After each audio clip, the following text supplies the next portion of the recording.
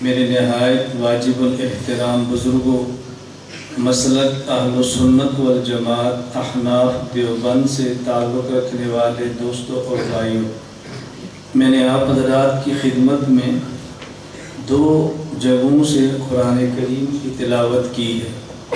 Number 1 لا الہ الا اللہ، number 2 محمد الرسول اللہ۔ یہ دونوں کو ملائیں تو ہمارا مکمل کلمہ اسلام بنتا ہے۔ صرف لا الہ الا اللہ پڑھنے سے بندہ مسلمان نہیں ہوتا، بلکہ محمد الرسول اللہ بھی پڑھنا ضروری ہے۔ اور محمد الرسول اللہ کا معنی صرف یہ نہیں کہ حضرت محمد اللہ کے رسول ہیں، بلکہ اس کا معنی ہے کہ حضرت محمد اللہ کے آخری رسول ہیں صلی اللہ علیہ وسلم۔ اگر کوئی شخص حضرت محمد کو رسول مانے لیکن آخری رسول نہ مانے تو مسلمان نہیں ہو سکتا۔ تو ہمارے ایمان کے یہ بنیادی جز ہے۔ نمبر 1 لا الہ الا اللہ، نمبر 2 محمد الرسول اللہ۔ یہ بنیادی 2 جز کیوں ہیں؟ اللہ رب العزت کی ذات خالق اور ہم مخلوق ہیں۔ اللہ کی ذات مالک اور ہم مملوک ہیں۔ مخلوق کے ذمے خالق کی بات کو ماننا اور مملوک کے ذمے مالک کی بات کو ماننا فرض ہے۔ کسی شخص کی بات کو ماننے کے لیے 2 باتوں میں سے ایک ضروری ہے۔ نمبر 1 جس نے حکم دیا اس کی ذات کو دیکھیں یا اس کی بات کو سنیں، لیکن اللہ کی ذات وہ ہے کہ جسے ہم دنیا میں نہ دیکھ سکتے ہیں اور نہ ہی اس کی بات کو سن سکتے ہیں۔ تو ضروری ہے ہمیں ایسی ذات چاہیے جو اللہ کے اور ہمارے درمیان واسطہ ہو۔ اس ذات کا نام ہے حضرت محمد صلی اللہ علیہ وسلم۔ ہم نے اللہ کی ذات کو نہیں دیکھا، لیکن ہمارے پیغمبر پاک نے اللہ کی ذات کو دیکھا ہے۔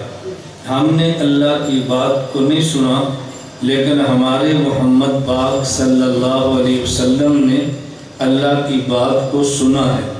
اس لیے لا الہ الا اللہ بھی ضروری ہے اور محمد رسول اللہ بھی ضروری ہے۔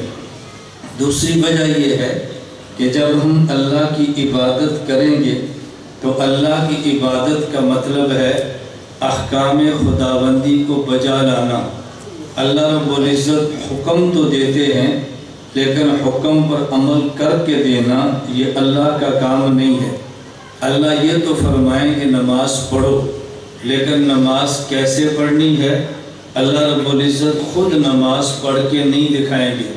اللہ کا حکم ہے کہ حج کرو، اللہ رب العزت خود حج کر کے نہیں دکھائیں گے۔ ایسی ذات چاہیے کہ جو نماز پڑھ کے دکھائے، ایسی ذات چاہیے کہ جو حج کر کے دکھائے۔ اس ذات کا نام ہے حضرت محمد صلی اللہ علیہ وسلم۔ اس لیے عبادت 2 چیزوں کا نام ہے۔ نمبر 1 لا الہ الا اللہ، جسے حکم خدا کہتے ہیں۔ نمبر 2 محمد الرسول اللہ، جسے طریقہ مصطفیٰ کہتے ہیں۔ اگر آپ میں سے کسی کا تبلیغ کے ساتھ وقت لگا ہو تو بات جلدی سمجھے گا۔ اگر وقت نہیں لگا تو میں ترغیب دیتا ہوں کہ علماء اپنے کام میں لگے ہیں، قراء اپنے کام میں لگے ہیں، مؤذن مسجد کی اذان دے رہا ہے، یہ سارے دعوت کے شعبے ہیں۔ اور وہ لوگ جو مؤذن بھی نہیں، امام بھی نہیں، قاری صاحب بھی نہیں، مولانا صاحب بھی نہیں، ٹیچر ہیں، پروفیسر ہیں، تاجر ہیں یا کسی اور کام میں لگے ہیں، ذمہ دار ہیں، مزدور ہیں، تو ان کو چاہیے کہ تبلیغ میں وقت لگائیں اور تبلیغ کے طرز پہ لگائیں۔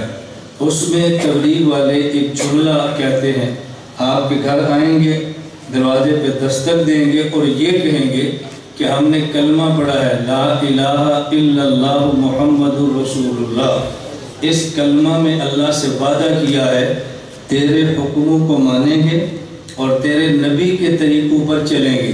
یہ تیرے حکموں کو مانیں گے، یہ ہے لا الہ الا اللہ، اور تیرے نبی کے طریقے پر چلیں گے، یہ ہے محمد الرسول اللہ۔ تو میں سمجھانا یہ چاہ رہا تھا کہ لا الہ الا اللہ بھی ایمان ہے اور محمد رسول اللہ بھی ایمان ہے۔ ایک تھوڑی سی بات اور سمجھیں، یہ میری ابتدائی بات ہے، اب سمجھیں گے تو آخر تک بیان کو سمجھنا بہت آسان ہوگا۔ میں اچھی طرح سمجھتا ہوں کہ وقت کافی ہو گیا ہے، آپ نے بیانات بھی خوب سنے ہیں، اور آدمی کے دماغ کے کسی چیز کو اخذ اور کنٹرول کرنے کا ایک خاص لیمٹ ہوتی ہے، اس سے زیادہ دماغ چیزوں کو کنٹرول نہیں کر سکتا۔ میں بہت لمبی بات کروں گا تو آپ کے دماغ سنبھال نہیں پائیں گے، اس لیے بہتر ہے کہ میں تھوڑی بات کروں، مدلل کروں اور آپ کے دماغ میں بات بٹھاؤں، لیکن جو میں تھوڑی کروں گا وہ اتنی زیادہ بات کا خلاصہ ہوگا، آپ اس کو پھیلانا چاہیں تو 5 گھنٹے کا بیان بن جائے گا، لیکن میں اس کو سمیٹ دوں گا۔ عقیدے بہت بیان کروں گا، دلائل کی ہی آپ کی خدمت میں پیش کروں گا تاکہ تھوڑے وقت میں ہم زیادہ کام کریں۔ ویسے بھی اس امت کی عمر تھوڑی ہے اور اس امت کا کام بہت ہے، اور جب وقت تھوڑا ہو اور کام زیادہ ہو تو پھر وقت کو بڑی نظم اور ترتیب کے ساتھ چلانا پڑتا ہے۔ اللہ ہمیں یہ باتیں سمجھنے کی توفیق عطا فرمائے۔